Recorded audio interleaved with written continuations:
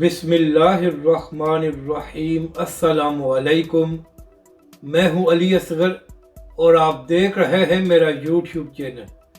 Cipher case میں عمران خان کی ضمانت، اسلام آباد ہائی کورٹ سے بڑی خبر سامنے آ گئی۔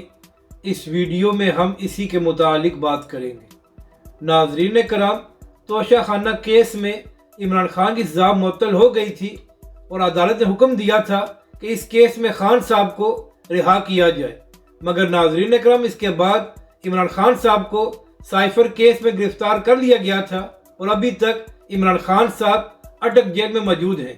تو ناظرین کرام، پچھلے ہفتے خصوصی عدالت میں عمران خان اور شاہ محمود قریشی کی ضمانت کے حوالے سے سماعت ہوئی، جہاں پر خصوصی عدالت نے ان دونوں کی درخواست ضمانت کو مسترد کر دیا۔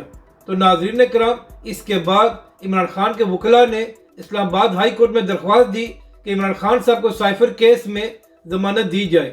تو ناظرین کرام، اسی حوالے سے اسلام آباد ہائی کورٹ سے یہ خبر سامنے آئی ہے کہ پیر کے دن عمران خان کی درخواست پر سماعت ہونے جا رہی ہے۔ تو ناظرین کرام، اب دیکھنا یہ ہے کہ کیا پیر کے دن عمران خان صاحب کو اسلام آباد ہائی کورٹ سے ریلیف ملتا ہے یا عمران خان صاحب ابھی مزید اٹک جیل میں رہتے ہیں۔ اپنی رائے کا ضروری اظہار کریں کہ آپ کو یہ ویڈیو کیسی لگی اور ہمارے اس چینل کو بھی سبسکرائب کریں۔